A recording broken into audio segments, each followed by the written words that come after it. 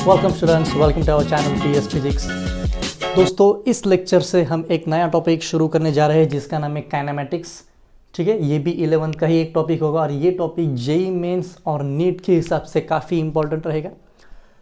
पिछले कुछ लेक्चर्स में दोस्तों हम लोगों ने यूनिट्स एंड मेजरमेंट्स के बारे में स्टडी किया था और वो पूरा टॉपिक जेईई और नीट के हिसाब से हम लोगों ने पहले ही कवर कर लिया है। प्लीज़ आप एक बार प्रीवियस वीडियोस को विजिट कर लीजिए, उसमें प्रीवियस ईयर मेंस और नीट और एडवांस के जितने भी क्वेश्चंस यूनिट एंड मेजरमेंट या डायमेंशंस इन टॉपिक के ऊपर आए थे वो सभी क्वेश्चंस हम लोगों ने सॉल्व किए।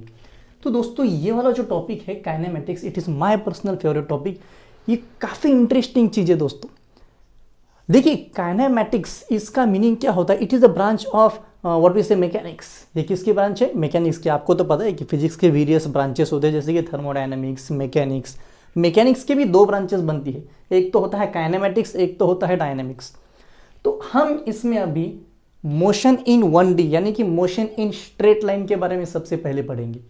देखिए कैसे होता है, मोशन इन 1D होता है, मोशन इन 2D भी होता है और मोशन इन 3D भी होता है। तो ये कुछ लेक्चर्स यानी कि 4 या 5 लेक्चर्स तक हमारा डिस्कशन खाली 1D के लिए ही सीमित रहेगा। ठीक है, उसके बाद में जब हम सर्कुलर मोशंस या प्रोजेक्टाइल में जाएंगे तब जाके हम 2D या 3D में आगे एंट्री करेंगे। ठीक है, चलिए अब काइनेमेटिक्स की तरफ बढ़ते हैं। काइनेमेटिक्स मतलब एग्जैक्टली होता क्या है? See this word KINE, kine is nothing but the motion and this matics is nothing but the mathematics. यानी कि यहाँ पे हमें मोशन का मैथ्स पढ़ना है, दूसरा कुछ नहीं। ठीक है, अब और थोड़ा सा डेप्थ में जाते हैं। देखिए बच्चों, ये काइनेमेटिक्स में होता क्या है? सपोज एक कार कंसिडर कीजिए, अगर वो कार कोई तो भी स्पीड से आगे जा रही है, ठीक है, तो हमें ये पढ़ना है भाई कार की वेलोसिटी कैसे चेंज होगी, कार की स्पीड किस तरह से चेंज होगी, वो कार डिस्टेंस कितना कवर करेगी, उसका एक्सेलरेशन क्या होगा। ठीक है, ये सारे पैरामीटर्स, मोशन के पैरामीटर्स के बारे में हम तो पढ़ेंगे, लेकिन एक बहुत महत्वपूर्ण चीज़ है, वो चीज़ ये कि उस मोशन के पीछे कॉज कौन सा है, इसके बारे में हमें कुछ लेना देना नहीं है। आई होप आप लोग समझ पाए। In this particular thing, we are going to study the different parameters related with the motion, but we are not going to see what is the cause behind that motion. हाँ भाई, motion क्यों हो रहा है उससे हमें कुछ लेना देना नहीं है, वो हम आगे आने वाले कुछ टॉपिक्स में देखेंगे। आप बोलेंगे सर ये मोशन के बारे में पढ़ाई करना इतना ज़रूरी क्यों होता है? देखिए बच्चों, we all are in motion ना। ये अभी ये शरीर, अपने शरीर में ब्लड का फ्लो शुरू है, यानी कि it is also in motion. Imagine कीजिए अगर ये ब्लड रुक गया तो हम भी रुक जाएंगे। यस ना, normally this eyes, this is also one type of motion. Earth is revolve around the sun, it is the motion. भाई आप जहाँ पे भी जाओ आपको सारा का सारा मोशन ही दिखाई देगा, यानी कि कोई रुका है ही नहीं, सबके सब आगे भाग रहे हैं। एंड भागना is nothing but the motion. You got the concept और नॉट? देखिए बचपन में 9th स्टैंडर्ड में आप लोगों ने पढ़ा होगा मोशन या रेस्ट के बारे में। ठीक है, okay, in this we study ways to describe the motion without going into cause of the motion. ये वाली लाइन काफ़ी इंपॉर्टेंट है, without going into cause of the motion, यानी कि यहाँ पे हमें उसके कॉज के बारे में कोई लेना देना नहीं रहेगा। ठीक है, अब यहाँ पे बहुत सारे पैरामीटर्स आएंगे, डिस्टेंस आएगा, डिस्प्लेसमेंट आएगा, स्पीड आएगा, वेलोसिटी आएगा, एक्सेलरेशन आएगा, रिटार्डेशन आएगा, उसके ग्राफ्स आएंगे, बहुत सारी चीज़ें आगे आएंगे। ठीक है, this is one of the very important and beautiful topic. आपको फिजिक्स में मज़ा आने लगेगा अगर आपने ये समझ लिया तो। अब देखिए, अभी मैंने मोशन के बारे में जिक्र किया तो आपके मन में एक सवाल आता होगा कि सर ये मोशन एंड रेस्ट मतलब क्या होगा? ठीक है, मैक्सिमम बच्चों को तो ये पता होगा, लेकिन जिन बच्चों को ये पता नहीं है उनके लिए ये शुरू है। मोशन मतलब देखिए, मोशन एग्जैक्टली होता क्या है? When a body moves from one position to another position with respect to time, ये तो डेफिनेशन आप लोगों ने बचपन में देखी होगी। अब ध्यान से देखो, when body change its position with respect to time, मैंने थोड़ा सा बदल दिया, when a body change its position with respect to time is known as the motion, and when that body does not change its position with respect to time is known as the rest। ये चौक अगर मैंने लिया 1 our, 2 our, 3 hours, 24 hours, 1 दिन, 2 दिन, 4 दिन तक ये चौक इसी जगह पे, इसी पोजीशन पे खड़ा है। टाइम तो आगे बढ़ रहा है, ठीक है, यानी कि टाइम तो आगे बढ़ता ही रहेगा। ये पोजीशन बदलेगा क्या? नहीं बदलेगा। यानी कि ये जो चौक है ये रेस्ट में है कि मोशन में? Yes, it is in a rest. अगर मैंने इस चौक की पोजीशन चेंज कर ली, अब ये मोशन में आ गया। अब देखिए एक और चीज़ हम देखेंगे आप, ठीक है, ये मोशन एंड जो रेस्ट, ये जो चीज़ होती है ये थोड़ा सा आप पहले समझ लो। ये वाला नीचे वाला ये स्टेटमेंट पढ़ो, motion is the combined property of object under study and the observer. अब अगर हम इमेजिन करेंगे, हमने कार कंसिडर की, ठीक है, और आपके कुछ दोस्त सब पूरे के पूरे वो कार में ऐसे बैठे वाले, ठीक है। अब कार आगे जा रही है 30 kilometre per hour, 60 kilometre per hour, और आप एक दूसरे की तरफ देखेंगे, ठीक है। आप ये ड्राइविंग सीट पे बैठे हो, आपके बाजू वाली सीट में एक दूसरा दोस्त बैठा है, आप उसकी तरफ देखोगे, वो आपकी तरफ देखेगा। दोनों के रिस्पेक्ट में दोनों रेस्ट में होगे कि मोशन में होगे? रेस्ट में होगे भाई। अगर आपने देखा तो उसकी पोजीशन वही रहेगी, उसने आपको देखा तो आपकी भी पोजीशन वही रहेगी। टाइम तो आगे बढ़ रहा है, पोजीशन बदली क्या? नहीं। अगर पोजीशन नहीं बदली तो हम लोग उसे बोलेंगे रेस्ट। देखिए कैसे होता है, ये कोऑर्डिनेट सिस्टम तो आपको पता होगी, इस तरह से होती है, ठीक है। कंसिडर करेंगे, सपोज इट इज एक्स, ये हो गया वाई, ये हो गया जेड, सब में एंगल 90-90 होना जरूरी होता है, ठीक है। अगर कोई भी ऑब्जेक्ट एक ही डायरेक्शन में, चाहे वो एक्स में हो, चाहे वाई में हो, चाहे जेड में हो, हमें उससे कोई लेना देना नहीं, उससे हम लोग बोलेंगे वन डायमेंशनल। हाँ, अगर ऑब्जेक्ट इस तरह से जाता होगा तो उसे हम वन डायमेंशनल नहीं बोल सकते, ठीक है। आप देखिए ये चौकी, ये ऊपर गया सीधा नीचे आ गया, ऊपर पॉजिटिव नीचे निगेटिव। लेकिन अब अगर यही चौक इस तरह से अगर गया तो इसे हम वन डायमेंशनल नहीं बोल सकते, बिकॉज यहाँ पे देखिए एक्स एक्सिस वाई एक्सिस, यहाँ पे अगर मैंने कोई ऑब्जेक्ट ले लिया, इस तरह से ऑब्जेक्ट गया, देखिए कोऑर्डिनेट सिस्टम चेंज हो रहा है, यानी कि यहाँ पे हमें एक्स और वाई दोनों के बारे में सोचना होगा, तो ये 2D बन गया, समझ में? तो जहाँ पे मोशन एक ही डायरेक्शन में होगा उसे हम लोग क्या कहेंगे? वन डायमेंशनल कहेंगे, ओके। अब ये मोशन और रेस्ट की कॉन्सेप्ट समझने के लिए आपको एक चीज समझनी काफी जरूरी होती है, उसे हम लोग बोलेंगे फ्रेम ऑफ रेफरेंस। अगर हम लोगों ने कहा, सब इमेजिन कीजिए आप स्टेशन पे इस तरह से खड़ा हो, ठीक है, और सामने से एक ट्रेन आ गई। अगर आपने ट्रेन को देखा तो आपके रिस्पेक्ट में ट्रेन मोशन में है, आपके रिस्पेक्ट में ट्रेन मोशन में है, ठीक है। लेकिन ट्रेन में ही अगर दो इंसान बैठे हैं तो उन दोनों के रिस्पेक्ट में वो दोनों भी रेस्ट कंडीशन में है। I hope you got the concept. अगर आपने यहाँ पे कार कंसिडर की, ठीक है, ये कार ले लो, ये कार मैं बहुत पुराने ज़माने की कार लग रही है, चलो इमेजिन करो, ठीक है, ये कार, इसमें से दो लोग बैठे, ये पहला वाला, ये दूसरा वाला, ये ओके। अब दोनों भी बॉयज अंदर क्या करेंगे ठीक है, चलिए। और एक थर्ड पर्सन यहाँ पे खड़ा है, ये कार आगे जा रही है, ये कार की स्पीड बहुत ज़्यादा है, सपोज 60 किलोमीटर पर आवर हम कंसिडर करेंगे। ये फर्स्ट पर्सन, ये सेकेंड पर्सन, ये थर्ड पर्सन, पहले ने दूसरी की तरफ देखा, दूसरे ने पहले की तरफ देखा, दोनों की भी पोजीशन सेम है, दोनों एक दूसरे के रिस्पेक्ट में रेस्ट में हो गए या मोशन में हो गए? रेस्ट में हो गए। किस में हो गए? रेस्ट में हो गए। लेकिन ये तीसरा पर्सन तो बोलेगा नहीं, ये दोनों रेस्ट में नहीं है, ये दोनों मोशन में है। अब फिर गलत कौन है भाई? दोनों भी सही हैं, ये दोनों आपस में रेस्ट में है, लेकिन इसके रिस्पेक्ट में ये दोनों मोशन में है। ऐसा क्यों? बिकॉज ये दोनों के लिए फ्रेम ऑफ रेफरेंस ये कार बन गई और इसके लिए फ्रेम ऑफ रेफरेंस सराउंडिंग बन गई। ये गॉट द कॉन्सेप्ट। इमेजिन कीजिए आप पूरे अर्थ पे जितने भी लोग हैं वो स्टैटिक पोजीशन पे आ रहे, मतलब एकदम स्टॉप, कोई भी हिलेगा नहीं, सब एक दूसरे की तरफ देखेंगे, सारे के सारे रेस्ट में रहेंगे या मोशन में रहेंगे? रेस्ट में रहेगा। इमेजिन कीजिए अगर आप सीधा चले गए मून पे, अब मून और अर्थ, अगर आपने मून पे से वो सारे पर्सन्स को देखा तो आपकी रिस्पेक्ट में वो सारे रेस्ट में हो गए या मोशन में हो गए? मोशन में हो गए। क्यों मोशन में हो गए? Because there is some difference of velocities present. यानी कि जैसे ही फ्रेम ऑफ रेफरेंस बदल गया, रेस्ट और मोशन की डेफिनेशन भी बदल जाएगी। अब अगर यही तीसरा पर्सन फिर से कार में जाके बैठ गया, अब इसने अगर इन दोनों को देखा तो अब इसके रिस्पेक्ट में ये दोनों फिर से रेस्ट में आ जाएंगे। क्यों?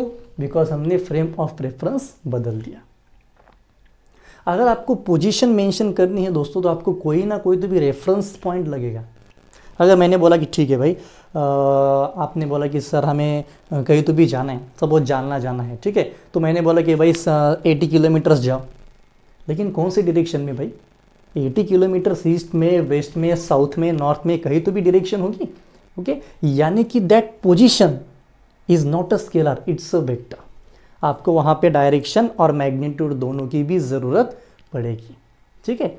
अगर मैंने बोला कि मैं यहाँ पे खड़ा हूँ, ये कैमरा से 2 मीटर, इस डायरेक्शन में, ठीक है, ये डोर से 10 मीटर वॉट एवर, यानी कि एक पर्टिकुलर पॉइंट से मैं इतने मीटर पे खड़ा हूँ। यानी कि हम लोग क्या मेंशन करते हैं, हम लोग एक रेफरेंस पॉइंट लेते हैं और उस रेफरेंस पॉइंट को हम लोग पोजीशन कहेंगे, ठीक है। तो आप जिसके रिस्पेक्ट में देखोगे उसके रिस्पेक्ट के हिसाब से, उस रेफरेंस के हिसाब से मोशन एंड रेस्ट की डेफिनेशन बदल जाएगी। और ये सारी की सारी चर्चा बस इस एक स्टेटमेंट के लिए थी। It is the combined property of observer, यानी कि कौन ऑब्जर्व कर रहा है और कौन सी बॉडी मोशन में है, दोनों की कंबाइंड प्रॉपर्टी मतलब मोशन आएगा। यू गॉट द कॉन्सेप्ट और नॉट? समझ में आप लोगों को? ओके आप ऐसे इमेजिन कीजिए, अगर दो कार से, ठीक है, ये पहली कार ये दूसरी कार, दोनों की भी स्पीड सेम है 40 kilometre per hour, 40 kilometre per hour, ठीक है। इस कार में 2 आदमी बैठे हैं, इस कार में 2 आदमी बैठे हैं, तो कि ये इसकी तरफ देख रहा है, ये इसकी तरफ देख रहा है, दोनों के रिस्पेक्ट में दोनों भी रेस्ट में ही होंगे। क्यों रेस्ट में होंगे? बिकॉज दोनों की वेलोसिटी सेम है। अगर एक चौथा पर्सन बाहर से अगर उन दोनों कार को उन्होंने देखा तो उसके रिस्पेक्ट में ये दोनों के दोनों मोशन में होंगे। क्यों? बिकॉज उसके लिए फ्रेम ऑफ रेफरेंस सराउंडिंग होगा, ठीक है। अगर आप ये बोल सकते हैं कि सर मैं अभी रेस्ट कंडीशन पे हूं, क्यों? बिकॉज हम सब के लिए फ्रेम ऑफ रेफरेंस अर्थ है। अगर मैं मून पे चला गया तो मेरे लिए आप सब लोग मोशन में रहेंगे। क्यों? बिकॉज मैंने मेरा फ्रेम ऑफ रेफरेंस बदल दिया। और यही तो दिक्कत होती है फ्रेम ऑफ रेफरेंस में। बच्चे ये नहीं समझ पाते कि रेस्ट एंड मोशन, देखिए बचपन में आप लोगों ने ये डेफिनेशन पढ़ी होगी, when your body change its position with respect to surrounding and time. वो लोग सराउंडिंग वर्ड यूज करते हैं। क्यों? बिकॉज वहां पे इस तरह से ऐसे भारी भरकम वर्ड आपको समझ में नहीं आएगा, सर ये फ्रेम ऑफ रेफरेंस क्या होता है। तो ये फ्रेम ऑफ रेफरेंस का मीनिंग होता है। अगर आपको ये डिफाइन करना है कि कौन सी बॉडी रेस्ट में है तो कौन सी बॉडी मोशन में है, तो फर्स्ट ऑफ ऑल आपको ये समझना पड़ेगा कि भाई अपना फ्रेम ऑफ रेफरेंस कौन सा है। You got the concept? ठीक है, चलिए ये तो सारी चर्चा हो गई अपनी रेस्ट और मोशन के बारे में। जब भी बॉडी पोजीशन बदलेगी टाइम के हिसाब से उसे हम लोग मोशन कहेंगे, और जब भी पोजीशन नहीं बदलेगी उसे हम लोग रेस्ट कहेंगे। काइनेमेटिक्स में हम लोग अलग अलग फैक्टर्स पढ़ेंगे, अलग अलग पैरामीटर्स पढ़ेंगे कि सर ये एक्सेलरेशन क्या होता है, स्पीड क्या होती है, लेकिन उसके पीछे का कारण क्या है, उसके पीछे का रीज़न क्या है, उससे हमें ये टॉपिक में कुछ भी चर्चा नहीं करनी। उसके लिए हमने एक अलग टॉपिक बनाया, वो हम लोग देखेंगे, ठीक है। और ये सारी यूनिवर्स मोशन में है दोस्तों। अर्थ की स्पीड बहुत ज़्यादा होती है, 30 किलोमीटर पर second near about, if I am right, ठीक है, I am not sure about that, लेकिन 30 किलोमीटर पर सेकेंड इतनी स्पीड से अर्थ जा रही है। अर्थ की अगर टोटल स्पीड देखी, I think 1730 kilometre per hour, इतनी तो अर्थ की स्पीड होती है। यानी कि हर एक चीज़ मोशन में। इमेजिन कीजिए हम सांस लेते हैं, that oxygen what that molecules are in the motion, अगर भाई वही रुक गया तो पूरा रुक गया। एयर, इमेजिन कीजिए एयर के मॉलिक्यूल्स ने मोशन करना अगर बंद कर दिया तो हम सांस ही नहीं ले पाएंगे, तो सारा का सारा रेस्ट में आ जाएगा, ठीक है। तो this is the importance of motion, और इसी के लिए हम लोग इस टॉपिक में पढ़ेंगे the parameters which are responsible for calculation of different things, ठीक है। और उसके पीछे का रीजन क्या होता है ये हम लोग आने वाले टॉपिक्स में देखेंगे। और यहाँ से 4 या 5 वीडियोस दो ही चीज़ों पे डिपेंड रहेंगे, वन डायमेंशनल पे। किस पे डिपेंड? तो दोस्तों अब हम लोग चर्चा करेंगे डिस्टेंस और डिस्प्लेसमेंट पे, ठीक है। अब यहाँ से अपना एक्चुअल टॉपिक शुरू होता है। अब देखिए डिस्टेंस और डिस्प्लेसमेंट में एक्चुअली डिफरेंस क्या होता है, ठीक है। सो थोड़ा सा हम स्पीड अभी बढ़ा देंगे। यहाँ पे हम लोग देखेंगे डिस्टेंस क्या होता है, ठीक है, और यहाँ पे हम लोग देखेंगे कि ये डिस्प्लेसमेंट मतलब एग्जैक्टली क्या होता है। देखिए डिस्टेंस का सिंपली मीनिंग जो भी आप लोगों ने बचपन में पढ़ा होगा, it is the actual path covered, it is the actual path covered. देखिए बच्चों में स्पीड थोड़ी सी कम कर रहा हो बिकॉज कुछ नए बच्चे भी देख रहे होंगे। Actual path covered, and it is the shortest path, it is the shortest path between final and initial position, between final and initial position। यानी कि फाइनल एंड इनिशियल पोजीशन में जो शॉर्टेस्ट पाथ होता है उसे हम लोग क्या कहेंगे? डिस्प्लेसमेंट। आप लोग सीधा एक काम करो ना, इसे शॉर्टकट बोल दो भाई, सीधा शॉर्टकट मतलब डिस्प्लेसमेंट, ओके। और जितना पाथ हम कवर कर रहे हैं उसे हम लोग क्या कहेंगे? डिस्टेंस कहेंगे। देखिए डिस्टेंस को डायरेक्शन की ज़रूरत नहीं होती है, यानी कि डिस्टेंस कभी कम नहीं होगा, डिस्टेंस तो हमेशा बढ़ता ही रहेगा। ओके, डिस्प्लेसमेंट कम ज़्यादा हो सकता है, उसमें कोई दिक्कत नहीं आएगी। सो ये होता है डिस्टेंस, ये होता है डिस्प्लेसमेंट। एक सिंपल एग्जांपल हम लोग कंसिडर करेंगे। देखिए एक एग्जांपल, अगर कोई भी ऑब्जेक्ट यहाँ से आपने स्टार्ट किया, ये ऑब्जेक्ट सीधा गया, ए पॉइंट से सीधा ऑब्जेक्ट ने ये ट्रैवल कर दिया, बी पॉइंट तक वो गया, उसने कवर किया 100 मीटर्स, कितने मीटर्स, 100 मीटर, और वो फिर से बी टू सी आ गया और रिटर्न जर्नी उसने की 50 मीटर। पहले देखिए ए टू बी और उसके बाद में B to C, total distance कितना आएगा? टोटल डिस्टेंस देखिए ए टू बी कितना था 100 प्लस बी टू सी कितना हो गया 50, यानी कि टोटल डिस्टेंस उसने कवर कर लिया 150। लेकिन जब वो पॉइंट सी पे आया तब वो फाइनली यहां पे खड़ा था। उसने शुरू कहां से किया था? ए से। हमें क्या चाहिए? फाइनल एंड इनिशियल दोनों के बीच में शॉर्टकट चाहिए, ठीक है।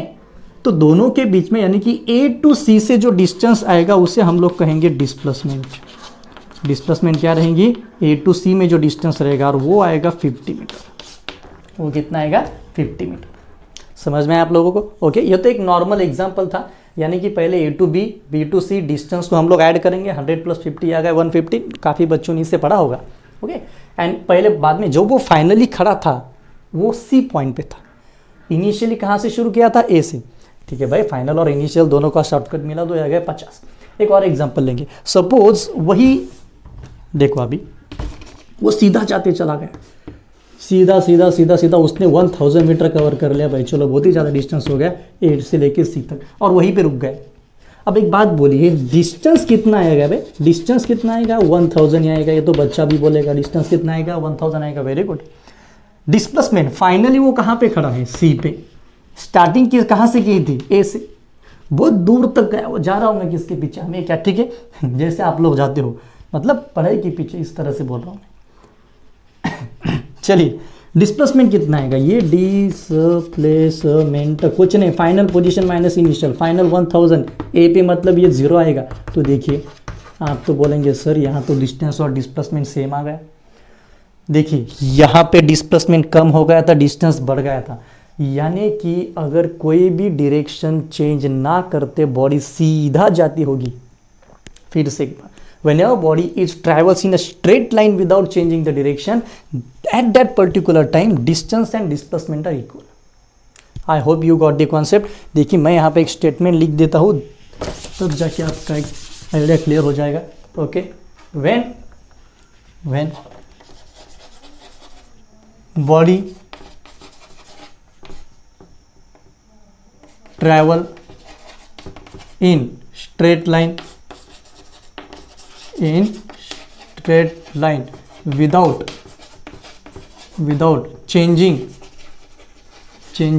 direction, then distance is always equal to displacement.